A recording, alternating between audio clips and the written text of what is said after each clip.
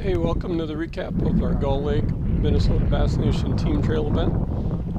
So we took off boat 26, so not a kind of a middle of the pack draw, which we were a little worried about. A lot of boats going to a lot of the same spots. You can see there's a boat that actually finished pretty high in the tournament coming to one of ours, coming near us there in the background.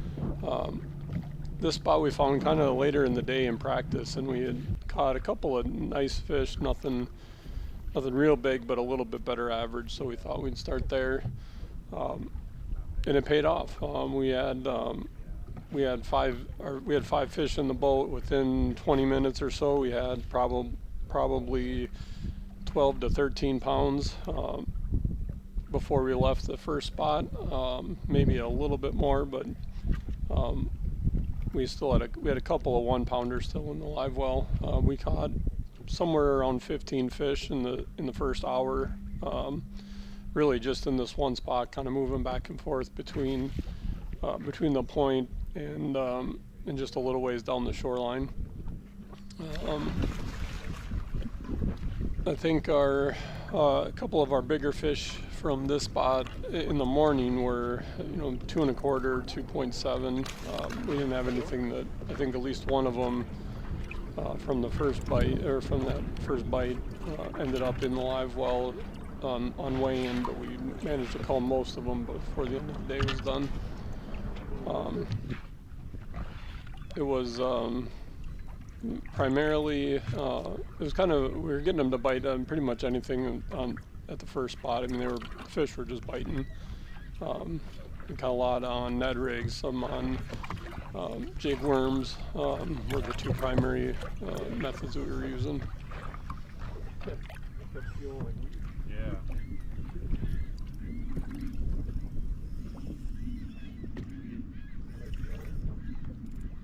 I thought for a second I didn't think anything. This is a heavier rod.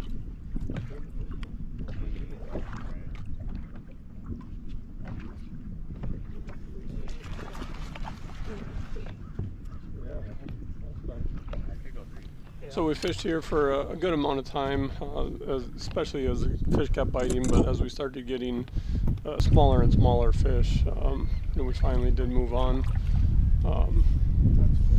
The last couple of fish we got kind of closer to those docks where the break line kind of dove in towards shore were much smaller fish, so we decided to take our run to the next spot, which wasn't far away. It was a spot we could see people had been fishing quite a bit, but it was a pretty big area, so we felt like there was still some room and some fish that hadn't gotten pressured yet.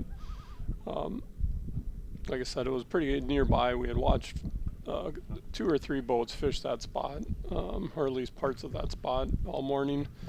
But we felt like there could be a couple more. Right away we pulled up, caught a couple of small fish, and weren't too sure if we were going to be able to find bigger ones or not, given that it had been pressured already. But it's a big area, so we thought that there could be some spots where they're grouped up. In practice, we had found them pretty grouped up on this area. They weren't very spread out, so we felt like if we found a group that hadn't been pressured that morning, that we could get a few bites.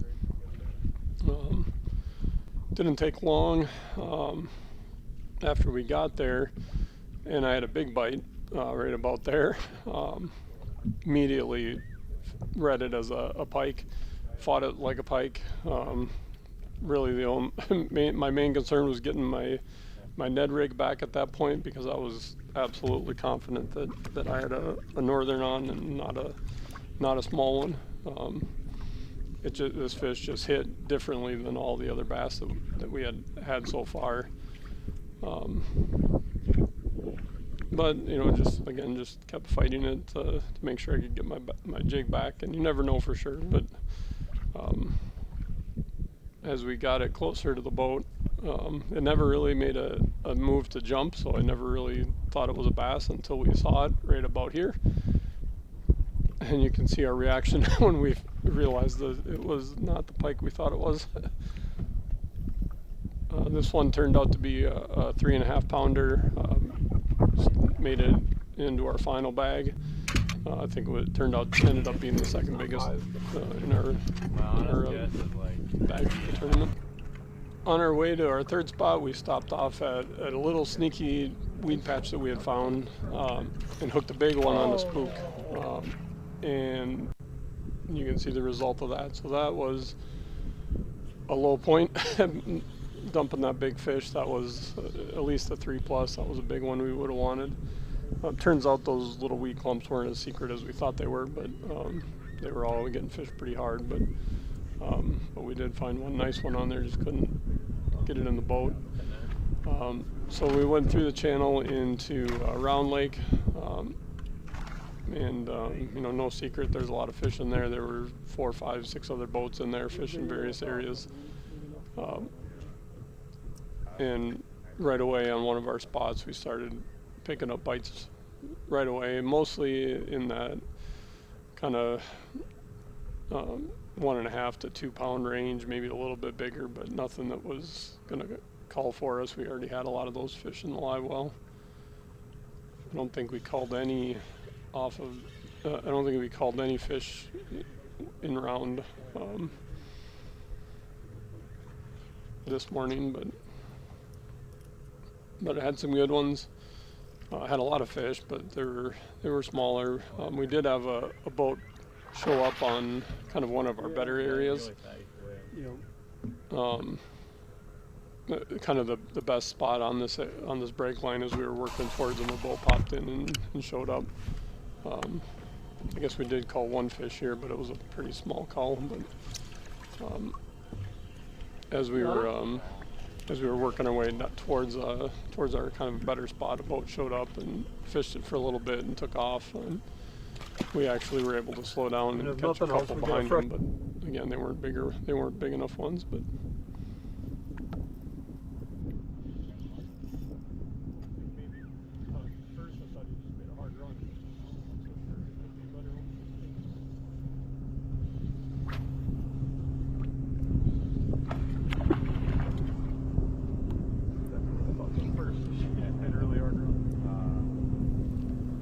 unfortunately, right before we left here, I dumped another big one. So that was 2 fish that I dumped in about an hour time frame. So that was, and again, I felt like it was a bigger one. So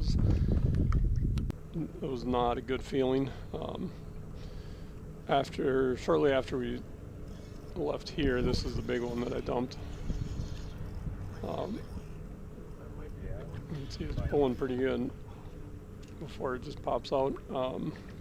After we left this spot to run to our next spot on round, we ended up with having boat trouble, so we've struggled with that for a half hour or so, but got things working again. Headed back out to the main lake at Gull, fished a couple of spots. This is an area where we had caught a big smallie that in practice, a little more sandy, a little less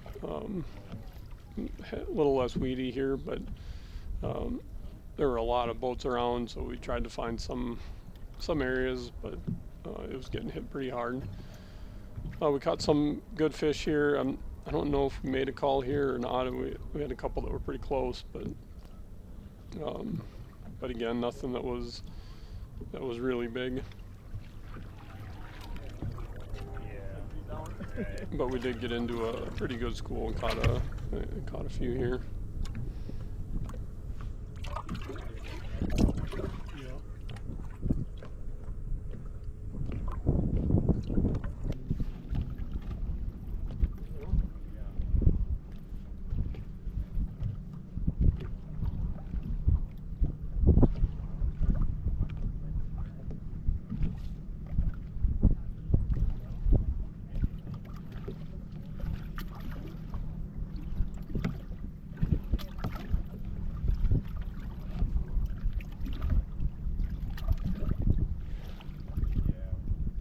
So at this point, we're back on to our second spot where we had the 3.5 earlier. So we went back out there to fish, and we again landed on a pretty good school of fish. Caught a number of them. Had two or three that were close to culling. I don't think we had culled really since pretty early in the morning. So we were starting to sweat it a little bit. We didn't have a lot left, a lot of spots left to try that weren't already pretty pressured and pretty crowded. So we were kind of starting to scramble a little, but we felt like we still had this spot and our starting spot that could produce a big fish still. At this point we were probably sitting around 14, 15 pounds. Knew we needed to get to 17, 18 to give ourselves a chance. So as we neared the end of the tournament, we did go back to our first spot, and right away started catching fish again. Again, the quality was just a little bit bigger than some of the other spots, so we were getting fish that were in that 2.5, pushing 3 pound range. Enough that we were making a couple of minor culls. Got rid of some of our, I think the smallest fish at this point was over 2.5, almost 2 3/4.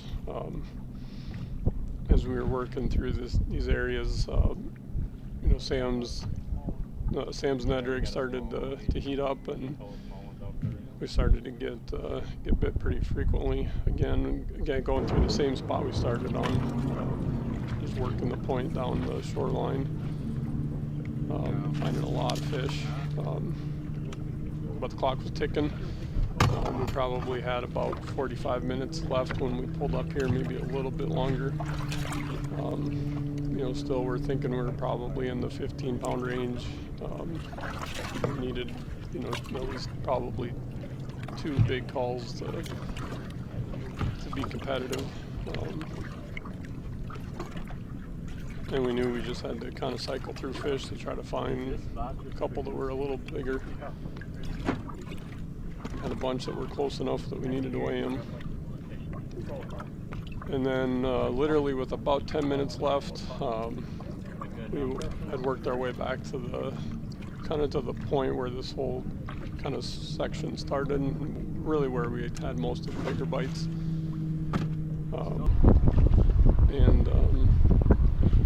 Sam came through with a couple of clutch fish right here at the end. Again, we're down to minutes left when Sam set the hook into this one, and that was a pretty solid hook set.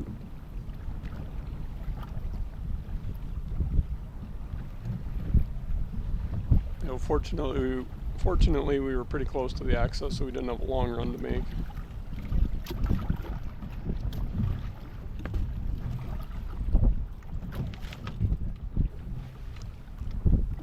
This one, if I remember, I didn't quite call. It was really close. It was a good fish, but not quite a call. We had to replay. I think our smallest was 2.6 at that point, so we knew we needed something over 3 and really we needed a 3.5 or bigger to really get us where we needed to be. The clock was really ticking, but we just kept fishing, and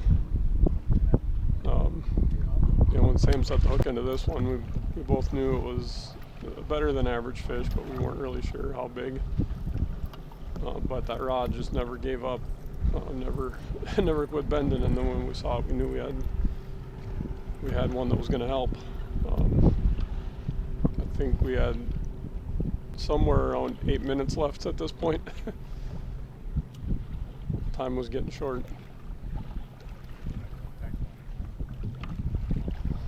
We didn't even weigh this one. We just checked for the smallest one, and we knew that this one, we didn't really know how big it was, but it turned out to be the biggest fish for us at 3.7. So heading back to the scales, we knew we had somewhere north of 15, maybe we were pushing 16. We weren't exactly sure because we didn't really know how big that last fish was. We knew it was probably in the 3.5 range, but we weren't sure exactly. And we knew it was probably a 1 to 1.5 pound call. So we knew that was going to put us right around the 23rd, 25th place, something like that.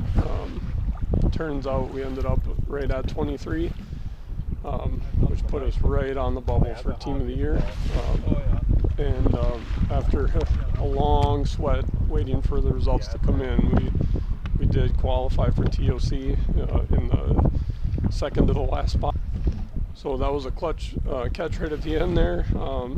Got us onto the TOC in Tatanka Sakata.